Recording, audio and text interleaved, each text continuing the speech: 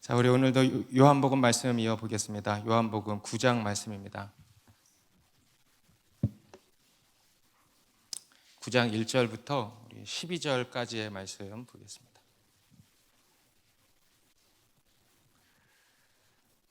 요한복음 9장 1절부터 12절까지의 말씀을 저와 한 절씩 읽겠습니다. 예수께서 길을 가실 때 날 때부터 맹인된 사람을 보신지라.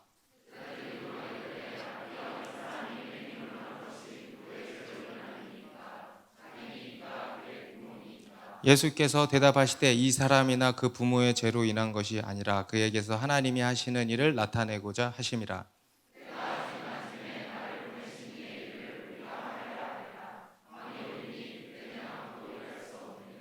내가 세상에 있는 동안에는 세상의 빛이로라.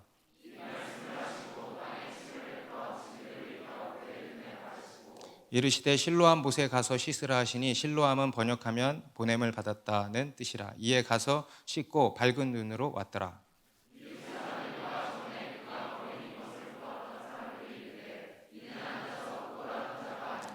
어떤 사람은 그 사람이라 하며 어떤 사람은 아니라 그와 비슷하다 하거늘 자기 말은 내가 그라 하니.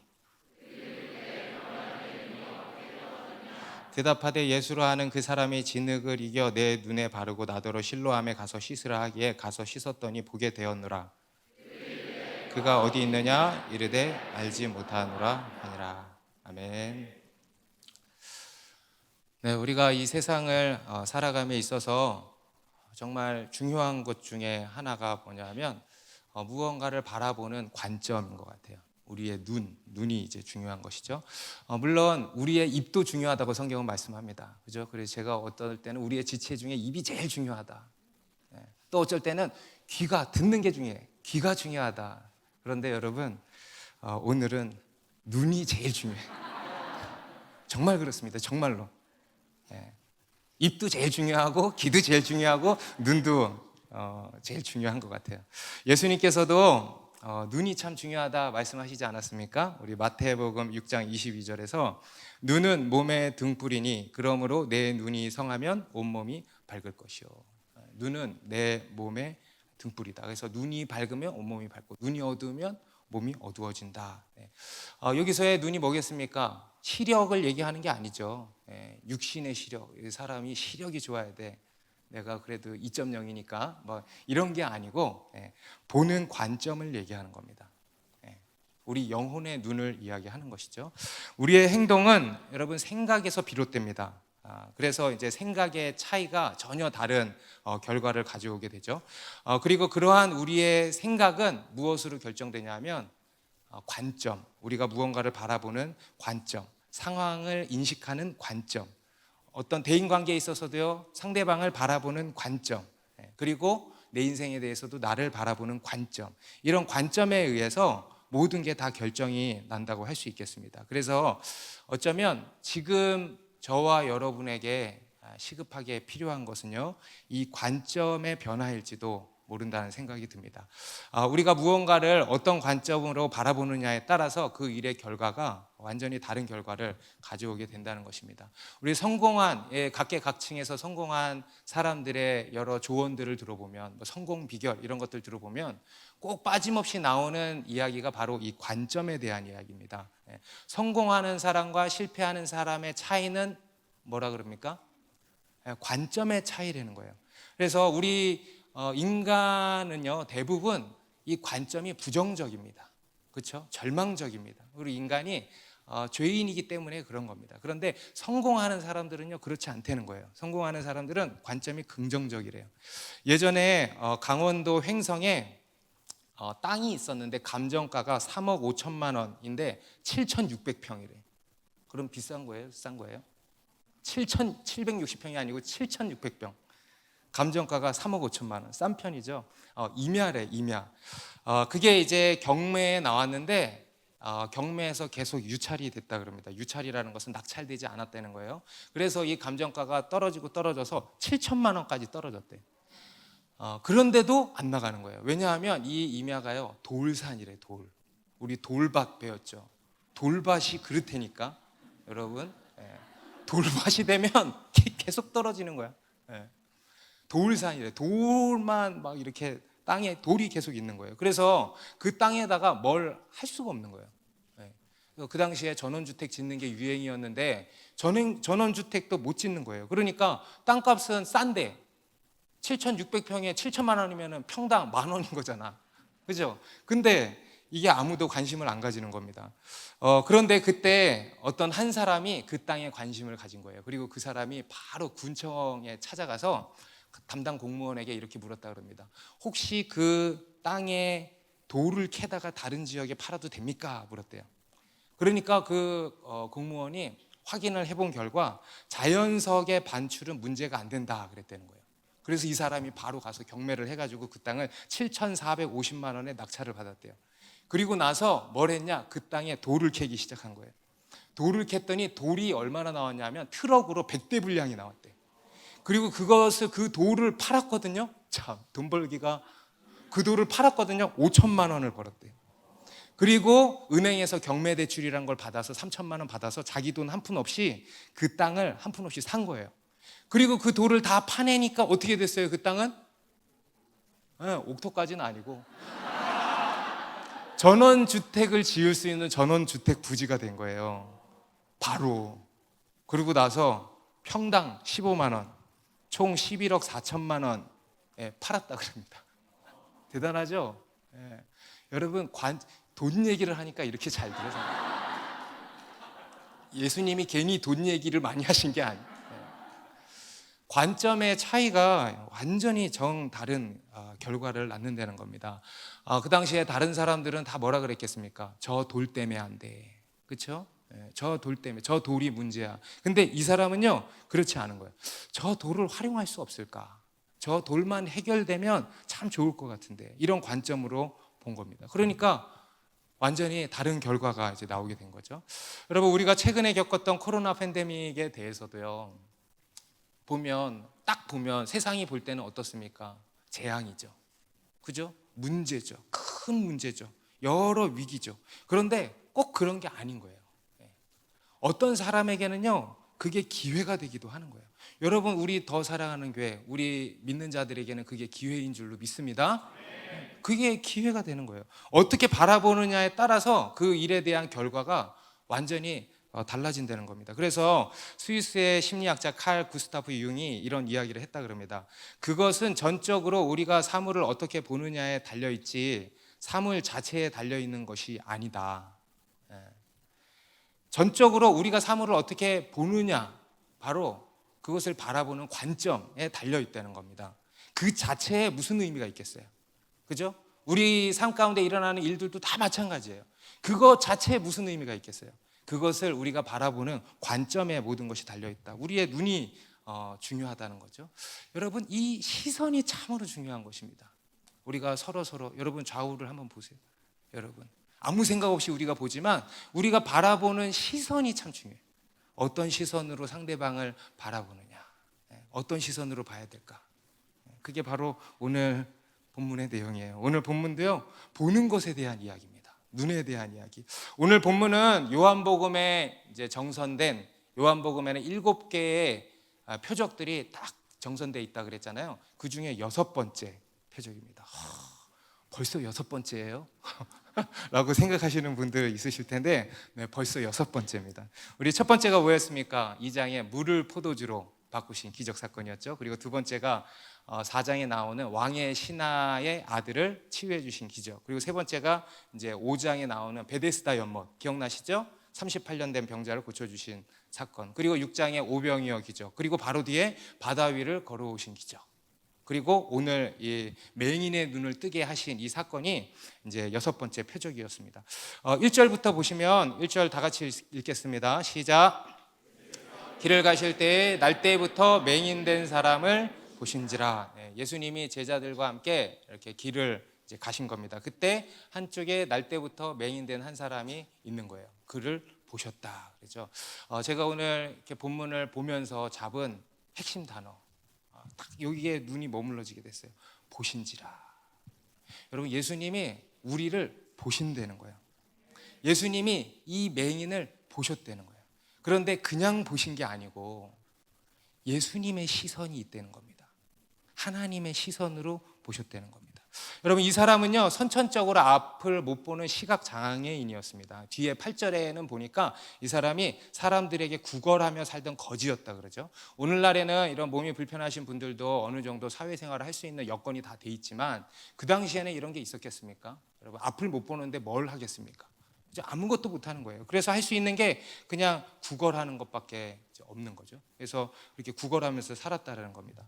그런 사람을 이제 예수님이 보셨다는 거예요. 그런데 그거를 예수님만 보신 게 아니고 누구도 봤을까? 그 옆에 있던 제자들도 본 겁니다. 같이 본 거예요. 그리고는 이 제자들이요 예수님께 이렇게 물은 겁니다. 2절, 제자들이 물어 이르되 랍비여, 이 사람이 맹인으로 난 것이 누구의 죄로 인함이니까? 자기니까 그의 부모니까? 야, 정말 이 세상에서 이보다 더 잔인한 말이 있을까? 그렇죠? 어떻게 이런 이야기를 합니까? 이 사람이 맹인으로 난 게, 여러분, 맹인으로 태어나자마자 어떤 사고를 겪고 내가 뭘 잘못한 것도 아닌데 맹인으로 태어났어요. 그것도 얼마나 억울하고 화가 나고 분통이 터집니까? 그런데 사람들로부터 이런 얘기를 듣는 거예요. 누구의 죄로 인함이니까? 그 죄입니까? 아니면 그 부모의 죄입니까? 여러분, 이런 걸 가지고 2번 죽이는 거다 그러면 2차 가해를 지금 가하는 겁니다. 얼마나 화가 나고 분통 터지고 가슴이 찢어지겠습니까?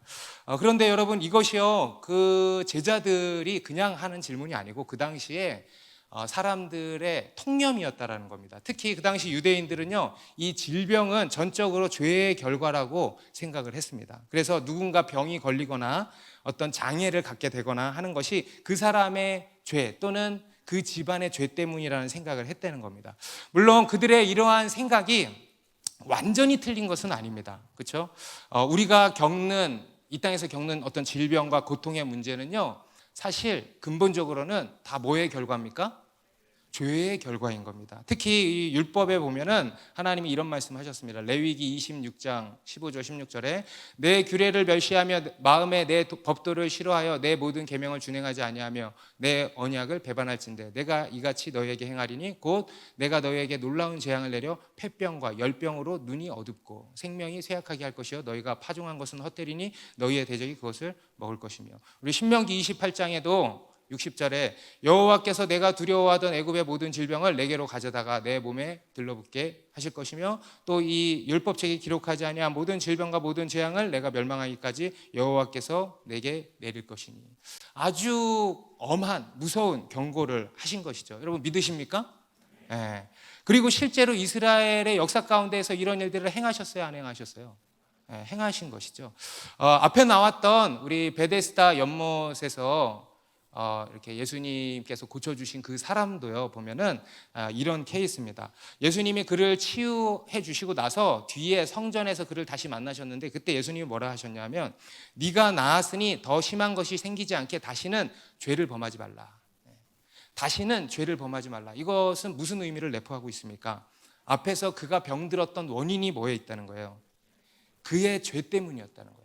그의 죄. 이것은 오늘날에도 마찬가지인 줄 믿습니다. 여러분, 우리가 죄를 지으면 안 되는 이유가 뭐냐 하면 죄에 대해서는요 이에 대한 뼈아픈 결과가 뒤따르게 된다는 겁니다. 믿으십니까? 네. 우리가 당하는 어떤 여러 문제와 고통 이런 것들이요 질병으로 인한 것이 이런 죄로 인한 것이 될 수 있다는 거예요.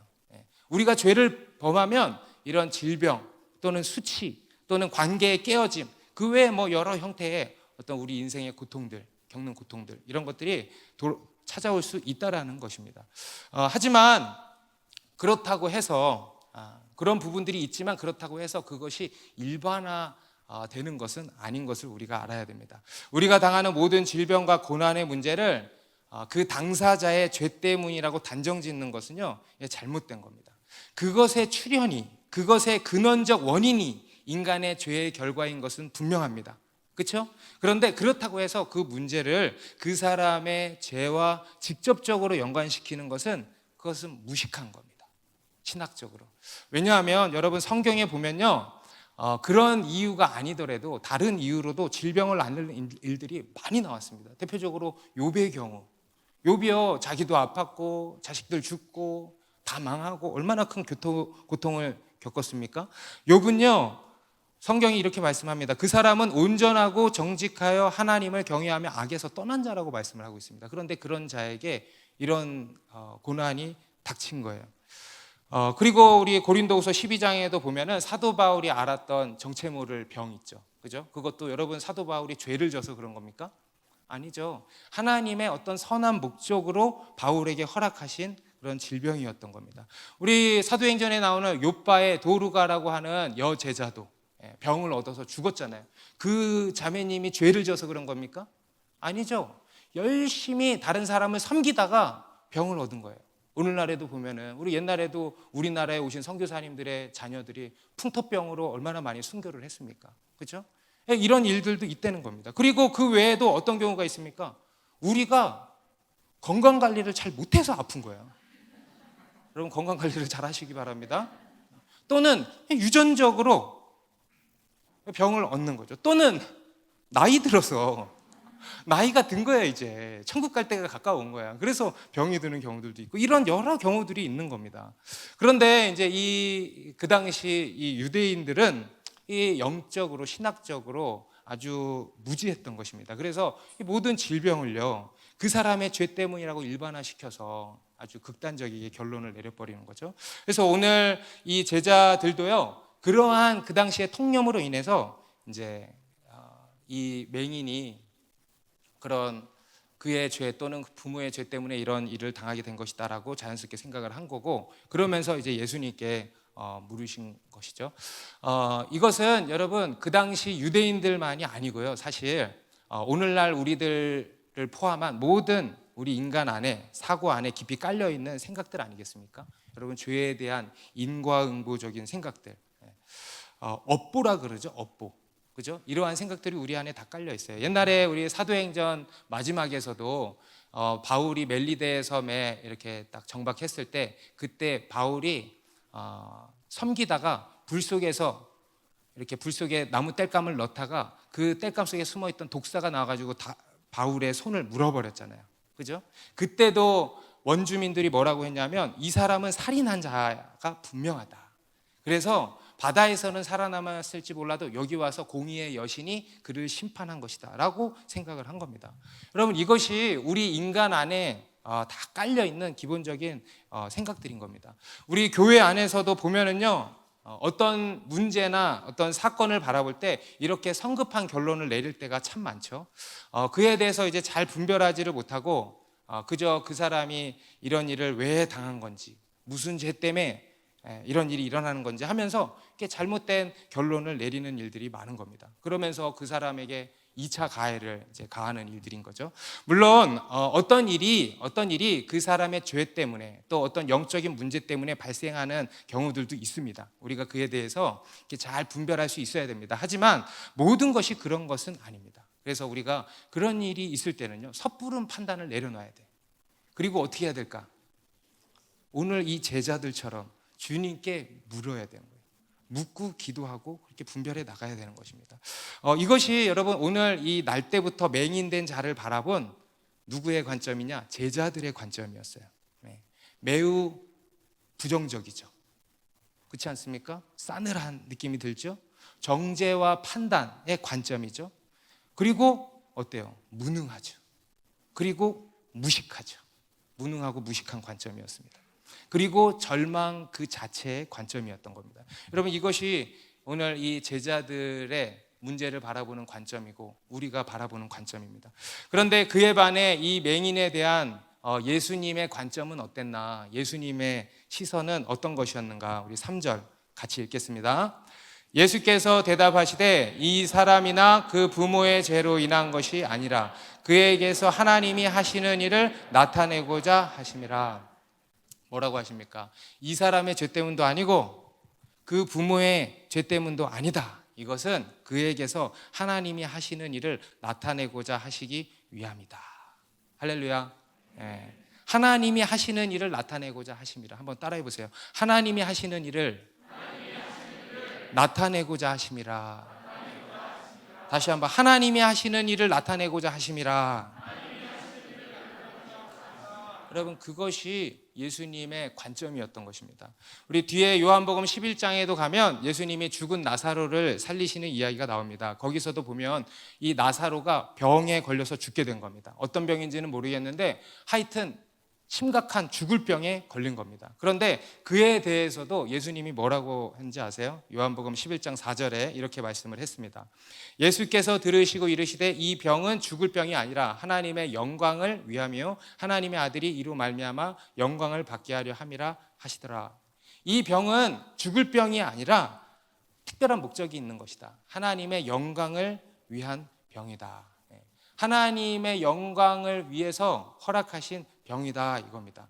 그러면서 예수님께서 어떻게 하셨냐면 나사로가 아프다 그러면 바로 가주셔야 되는데 안 가시는 거예요. 그리고 이틀을 더 자기가 있었던 그곳에 머무르신 겁니다. 그리고 그 사이에 어떻게 됐습니까? 나사로가 죽은 거예요. 그래서 마르다와 마리아가 크게 시험 들었죠. 예수님이 늦게 와서 죽었다, 막 이런 식의 시험에 든 거였죠. 근데 그때 예수님이 가셔서 어떻게 하셨습니까? 나사로를 살리셨어요. 나사로야, 무덤에 있는 나사로에게 나사로야 나오라. 그러니까 나사로가 살아서 걸어 나오게 된 거죠. 그러면서 하나님의 영광을 드러내시고 예수님께서 영원한 생명, 부활 생명이라는 것을 친히 몸소 선포해 주신 것입니다. 믿으십니까? 여러분, 예수님이 영원한 생명이신 것을 믿으십니까? 부활 생명을 믿으십니까? 여러분, 우리에게도 이 나사로가 살아남 같이 다시 한번 살아나는 것을 믿으십니까? 그것을 몸소 보여주시고 그것을 위해서 허락하신 일이라는 겁니다. 마찬가지 하나님께서 하시는 일을 나타내시기 위함이라는 거예요. 오늘 이 맹인이 날 때부터 맹인이 된 것도 그 누구의 죄 때문도 아니고 하나님의 하시는 일을 나타내시기 위해서 허락하신 일이라는 겁니다. 곧 그의 눈을 뜨게 하시고 예수 그리스도를 증거하시는 일이죠. 할렐루야. 예수님이 하나님께서 보내신 그리스도 메시아, 인류를 구원할 구원자시라는 것을 증언하신다는 겁니다. 그리고 사람들로 하여금 그것을 믿고 구원을 얻도록 하시는 일, 이게 하나님이 하시는 일인 것이죠. 우리 인간을 구원하시는 일입니다.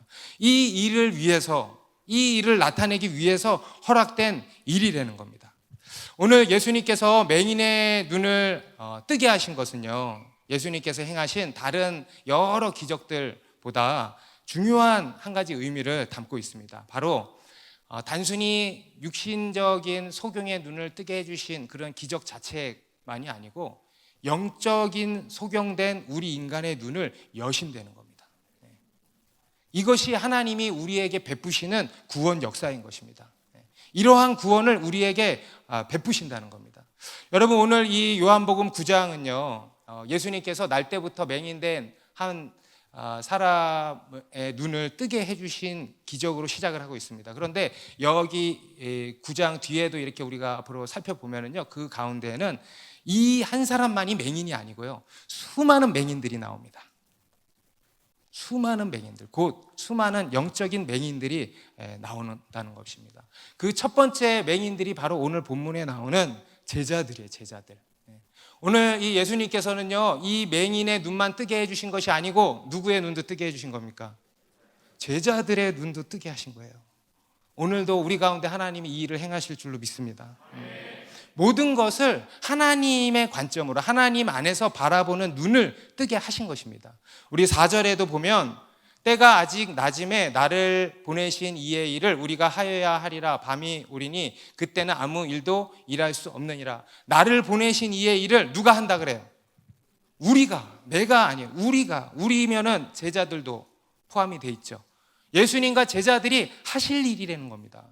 여러분, 그 일이 뭡니까? 제자들이 한 일이 뭡니까?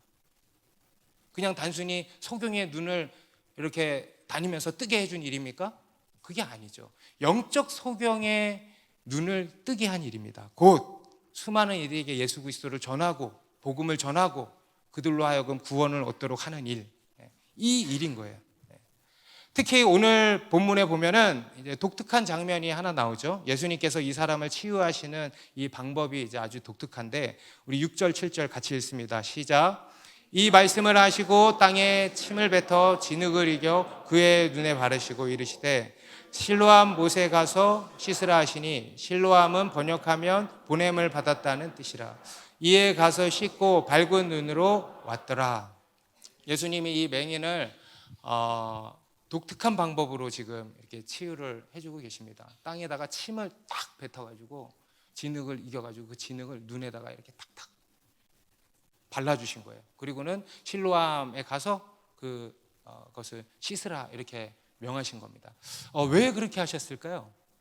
여러분, 예수님의 이 행동에는요 분명히 그런 의미가 또 메시지가 담겨 있지 않겠습니까? 먼저는 예수님께서 이렇게 하신 것은요, 먼저는 우리 인간에 대한 배려입니다. 여러분, 예수님께서는요 우리의 믿음을 배려해 주십니다. 여러분, 지금 이 사람은 믿지 않는 사람이잖아요. 그죠? 믿음이 크겠습니까? 아니죠. 믿음이 없어요. 그러니까 이 사람의 생각 수준, 믿음의 수준을 고려하신 거예요. 그 당시에는 이 침과 흙이요 치료 효과가 있었다라고 믿었대요. 일종의 민간요법이죠. 그 당시에 사람들이 많이 썼던 민간요법이래요. 그러니까 그것을 사용해 주신 거예요. 그것을. 그래서 이에 믿음 없음을 이제 배려해 주신 겁니다. 여러분, 예수님이 꼭 그 침으로 진흙을 이겨서 해서 그 안에 있는 어떤 거를 가지고 치료를 하셨어야 됐을까요? 아니죠. 예수님은 그런 거 없어도 그냥 손으로 안수해도 또는 그냥 말로 선포해도, 그죠? 그를 치유하실 수 있는 것입니다. 그런데 이렇게 하신 것은요 철저히 우리를 배려하신다는 거예요. 그리고 두 번째로 예수님께서 이렇게 하신 것은 우리에게 또한 믿음을 요구하시기 때문이라는 겁니다. 여러분, 하나님께서는요 일하시는데 어떻게 일하시냐면 우리의 믿음을 통해서 일하십니다. 여러분, 하나님이 일하시는 것을 보기를 원하십니까? 그러면 하나님을 믿으시기 바랍니다. 하나님은 우리의 믿음을 통해서 일하시기 때문에 그렇습니다. 그래서 예수님께서도 우리의 믿음을 요구하시는 거예요. 특히 어떤 믿음이냐면, 따라합시다. 행동하는 믿음. 행하는 믿음. 여러분, 믿음은 곧 뭐라 그랬어요? 행함이에요. 여러분, 믿음이 크려면 뭐가 크면 돼? 액션이 크면 돼. 여러분, 믿음이 많기를 원하십니까? 아멘? 그럼 뭐가 많으면 될까? 믿음의 액션이 많으면 되는 거예요. 어렵지 않아요. 마음으로 믿는 게 훨씬 어려워. 행동하는 게 훨씬 쉬워요. 그것을 요구하신다라는 겁니다. 오늘 이 이야기를 보면 우리가 떠오르는 또 한 가지 이야기가 있지 않습니까? 우리 구약 성경에 나오는 나아만 장군의 이야기. 그렇죠? 그 사람 이방 사람인데 나병이 있었던 거예요. 그 아람 군대의 최고 장군이었거든요. 근데 나병이 있는 거예요, 나병이. 그런데 이제 어찌어찌 하다가 이제 엘리사에게 찾아간 거예요. 가서 이제 치료를 받으려고, 하나님의 종이라는 이야기를 듣고 치료를 받으려고 한 겁니다. 근데 그때 엘리사가 어떻게 했습니까? 쳐다보지도 않고 그 종을 내보내 가지고 요단강에 가서 7번 물로 씻으라고 해라, 이렇게 얘기를 한 거예요. 그러니까 이 나아만 장군이 어떻게 했어요? 너무 열받는 거지. 내가 장군인데 지가 나오지도 않고 종을 내보내 가지고 그것도 저 요단강 똥물에다가 7번을 씻으라고? 그래서 이 사람이 팩 하고 그냥 가버렸어요. 안 했어요. 근데 옆에서 신하들이 장군님, 믿져야 본전인데 한번 해보시지 그러십니까? 그러니까 이 사람이 어거지로 한 거죠. 여러분, 어거지로 한 것도 믿음이에요. 어거지로라도 행하시기 바랍니다. 사실 이 나아만 장군에게는 그게요 쉬운 일이 아니에요. 아무리 어거지라도 한나라의, 여러분 우리나라 국방부 장관인데, 그렇죠? 이렇게 한다고 생각을 해보십시오. 참 큰 믿음의 액션을 취한 거죠. 그리고 그렇게 했더니 어떻게 됐어요? 깨끗이 났어요. 깨끗이. 여러분, 하나님의 일하심을 경험하기를 원하십니까? 그러면 여러분 믿음의 행위를 취하시기 바랍니다. 믿음의 순종을 하시기 바랍니다. 그래서 여러분, 우리가 그래서 기도하는 거예요. 저는 그냥 믿어요. 그러면서 아무것도 안 하는 사람들 있지. 그건 믿는 게 아니에요. 믿으면 뭐 한다? 기도한다. 믿으면 행동한다. 믿음의 행위를 취하시기 바랍니다. 그리고 예수님이 이 진흙을 이겨서 그 눈에 바르신 진짜 이제 의미가 뭐냐면요, 재창조의 역사를 보여주시는 겁니다. 여러분, 창세기 2장 7절에 하나님이 사람을 어떻게 지으셨어요? 흙으로 지으셨죠. 지금 예수님이 어떻게 하셨어요? 흙으로 그 눈을 바르신 거잖아요. 그죠? 이것은요, 그 말씀을 반영하는 겁니다. 예수님께서 진흙을 이겨서 그 눈을 이렇게 바르신 것은요, 예수님이 재창조의 역사를 일으키신 것이라는 겁니다. 아멘? 눈을 새롭게 하신 거라는 거예요. 여러분, 예수님이 이 땅 가운데 오셔서 하신 일은요, 다름 아닌 재창조의 역사입니다. 하나님께서 우리에게 베푸신 이 구원의 역사는요, 다름 아닌 재창조의 역사입니다. 재창조. 우리를 새롭게 창조하신 거예요. 믿으십니까? 그것을 거듭남이라고 또 표현을 하는 거죠. 우리로 새 피조물이 되게 하신다는 거예요. 믿으십니까? 이해하지 말고 믿으라 그랬잖아. 새 피조물, 내가 새 피조물이 되었음을 믿습니까? 예수를 믿으면 새 피조물이 됨을 믿습니까? 새 피조물이 된다는 거예요. 새 피조물. 누구든지 그리스도 안에 있으면 새로운 피조물이다 이겁니다. 그리스도 안에 있으면 새로운 피조물이다. 우리로 다시 태어나게 하신다는 겁니다. 그런데 그 일의 핵심이 뭐냐면요, 우리의 눈을 새롭게 한다는 거예요. 우리의 눈. 여러분, 우리의 눈이 새로워지잖아요. 그러면 어떻게 됐어요? 아까도 예수님이 온몸이 밝아질 거라 그랬잖아요. 우리의 인생이 새로워지는 거예요. 여러분, 지금 이 사람 눈이 떠졌어요. 그럼 눈만 새로워졌습니까? 이 사람의 인생이 새로워지는 거예요. 그렇죠? 여러분, 우리의 눈이 떠지잖아요. 우리의 보는 관점이 달라지잖아요. 그러면 우리의 삶이 완전히 달라져. 동의하십니까? 네. 과거에 우리는 어떤 사람이었습니까? 날 때부터 영적인 소경된 자들이었던 겁니다. 그래서 날 때부터 하나님을 보지 못해요. 날 때부터 하나님이 하시는 일 보지 못해요. 하나님의 은혜 보지 못해요. 이게 다 영적인 소경들입니다. 그런데 예수님이 오셔서 그런 우리의 눈을 열어주신다는 거예요. 열어주신다는 거예요. 그래서 과거에 보지 못했던 것들을 보게 하신다는 거예요. 뭡니까? 하나님을 보게 하시는 거예요. 하나님의 손 보이십니까? 여러분들의 삶 가운데 역사하시는 하나님의 손 보이십니까? 여러분 가운데 베푸시는 보이지 않는 하나님의 은혜를 보십니까? 그게 우리의 영적인 눈이 열려서 보게 되는 거예요. 그렇게 우리의 눈을 여신다는 거예요. 그래서 똑같은 세상을 살지만, 그렇죠? 세상 물리적으로 시공간의 세계 똑같잖아요. 똑같은 세상을 살잖아요. 그런데 어때요? 다른 세계를 사는 거죠. 여러분, 세상 사람들과 믿지 않는 사람들과 예수 믿는 우리들 똑같은 물리적 세계를 살잖아요. 그런데 어때요? 완전히 다른 세계를 살죠. 그죠? 과거의 삶과 지금의 삶이 완전히 달라지는 거예요. 할렐루야. 여러분, 이게 바로 하나님이 우리에게 베푸시는 구원이라는 겁니다. 이것이 하나님이 우리에게 하시는 일이고요, 그리고 연약한 우리를 통해서 하시는 일이라는 겁니다. 정말 놀랍지 않습니까? 하나님이 우리의 특별히 이 연약함을 통해서, 여러분들이 가지고 있는 이 연약함 있죠? 잘 들으세요. 그 연약함을 통해서요, 지금 이 일을 하신다는 거예요. 지금 그 일을 하고 계신다는 거예요. 여러분, 우리는 모두 이런저런 여러 가지 핸디캡들을 가지고 있습니다. 날 때부터 가지고 태어난 연약함들이 있을 것이고요, 또 어떤 그냥 성장 배경 속에서 있었던 것들, 과거의 어떤 특정 일로 인해서, 사고로 인해서 생긴 여러 연약함들, 그리고 그 외의 여러 문제들, 그리고 현재 얼마 전에 나에게 들이닥친 어떤 안 좋은 일들, 이런 것들이 여러분 세상이 볼 때는 어떻습니까? 불행한 거죠. 업보, 소위 말해서 업보 같은 것들이죠. 그런데 여러분, 하나님 안에서는 그렇지가 않다는 거예요. 그러한 우리의 연약함이 하나님을 만나잖아요. 그러면 놀라운 일이 벌어진다는 겁니다. 세상이 볼 때는 그것은 그냥 연약한 거예요. 불필요한 거예요. 빨리 고쳐야 되는 거예요. 그냥 사라졌으면 좋겠는 거예요. 그런데 하나님 안에서는 그 연약함이 하나님을 만나면 그것이 하나님께서 하시는 일을 나타내는 도구가 된다는 겁니다. 여러분, 이게 하나님의 신비인 것입니다. 정말 신비하고 놀라운 섭리인 것이죠. 여러분, 이것이 바로 오늘 이 예수님께서 맹인을 바라보신 관점이었던 것입니다. 연약한 그를 통해서 하나님이 하실 일을 이 예수님은 보신 거예요. 그의 연약함이 하나님이 하시는 일을 나타내는 도구가 될 거라는 것을 이렇게 보신 거예요. 하나님 안에서, 하나님의 눈으로 그를 보신 거죠. 그리고 그 눈으로 오늘날 우리도 보신다라는 것입니다. 그 눈으로 지금도 저와 여러분들을 보신다는 거예요. 여러분, 우리의 인생이 어떻습니까? 세상이 볼 때는 답답한 인생이잖아요. 답이 두 개인 인생. 답답한 인생. 답 안 나오는 인생.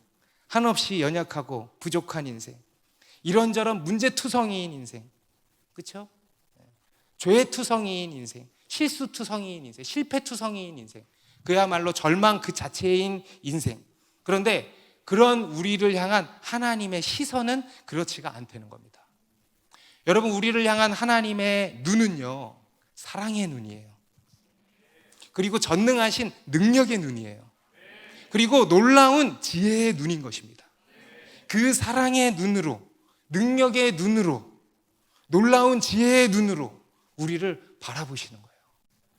멋있는 말이죠. 내가 만들었어요. 너무 내가 얼마나 은혜를 받았는지 몰라요. 이 보신지라. 여러분, 예수님이 어떤 눈으로 보십니까? 사랑의 눈으로, 능력의 눈으로, 지혜의 눈으로 우리를 바라보시는 거예요. 철저히 실패한 우리를 그러한 눈으로 우리를 바라봐 주신다는 거예요. 그 하나님의 시선이 우리를 살리는 것입니다. 우리 5절에도 보면요, 예수님이 자신을 두고 또 한 번 세상의 빛이라고 하시거든요. 내가 세상에 있는 동안에는 세상의 빛이라 그러잖아요.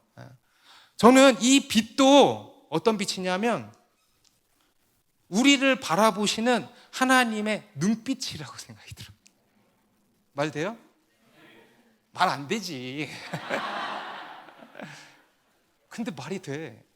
저는 딱 그렇게 보이는 거예요.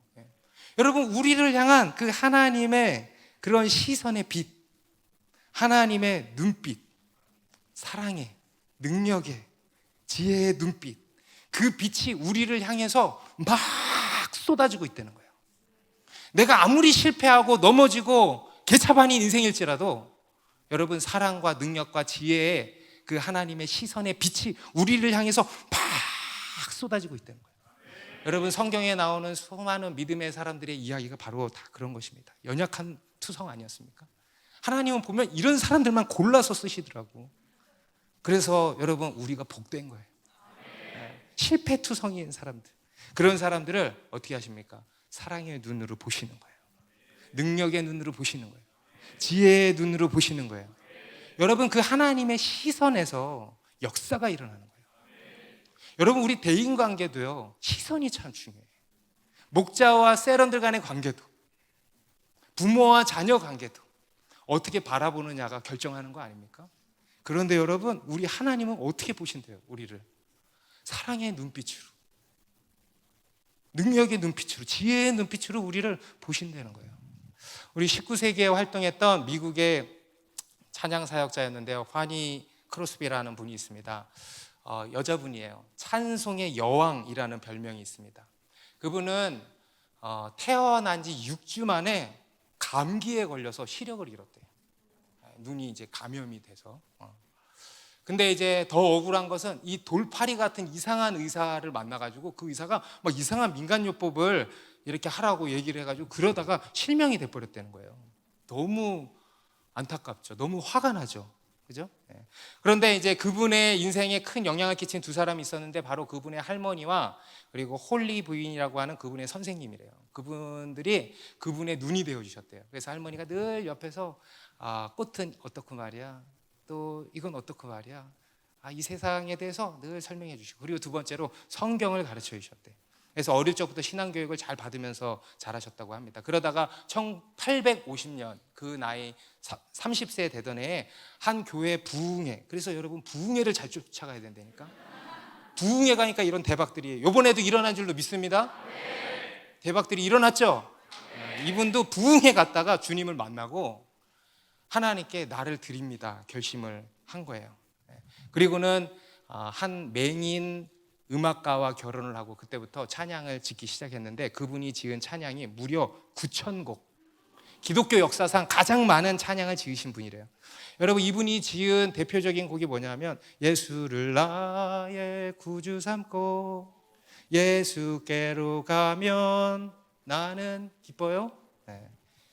인내하신, 이거 잘 모르죠. 인내하신 구세주여 내가 비오니 나의 갈 길 다가도록 나의 영원하신 기억. 주의 음성을 다 지었어 이분이.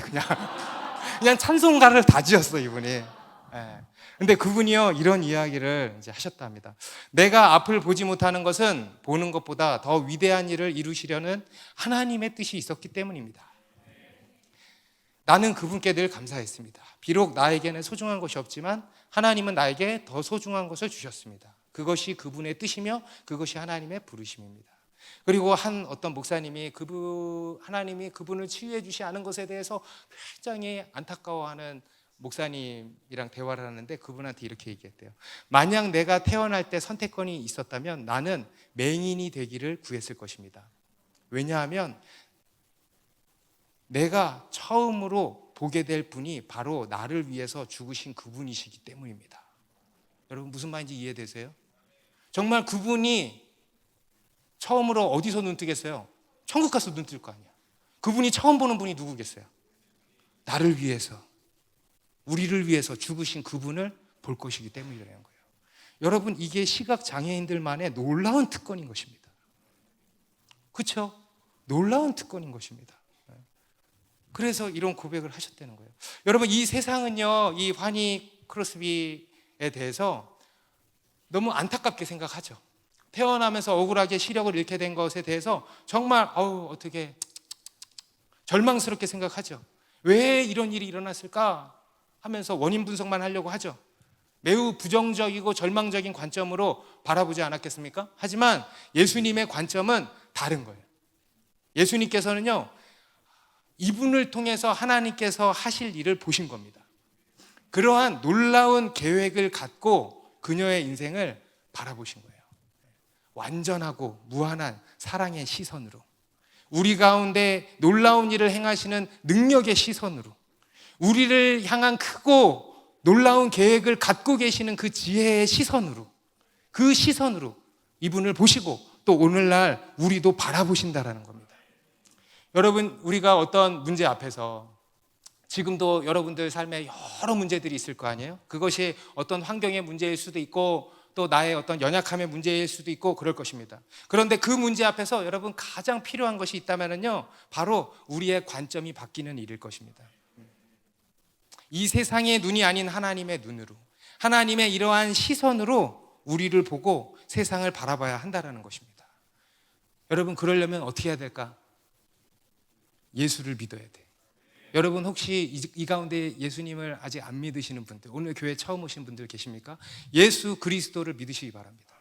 예수 그리스도를 믿으면요 예수님이 여러분의 눈을 열어주십니다. 그래서 똑같은 세상이지만 여러분의 세상이 달라질 거예요.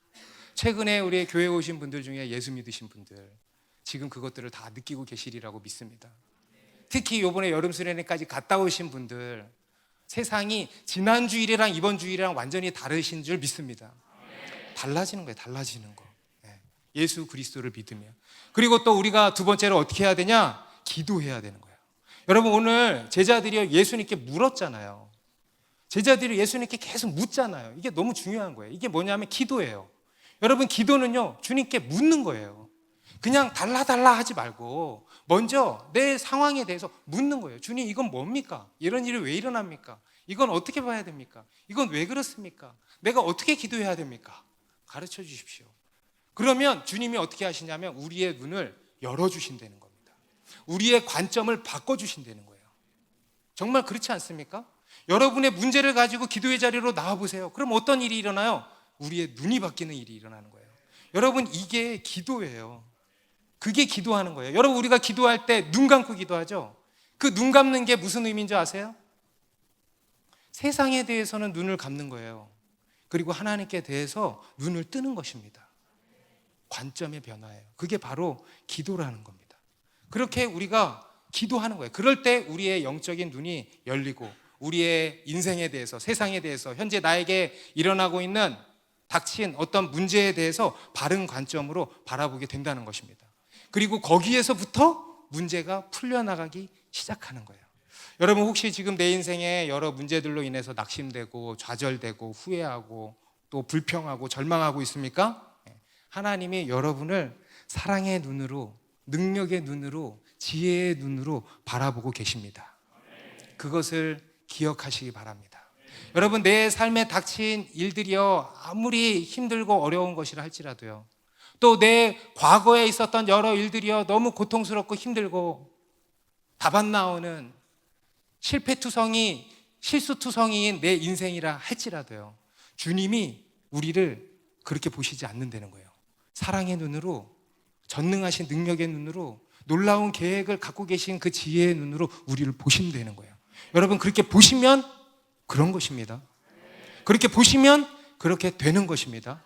그 하나님의 시선을 기억하시기 바랍니다. 하나님께서 여러분의 그 연약함을 통해서요, 당신의 하시는 크고 놀라운 일들을 나타내실 것입니다. 기도하겠습니다.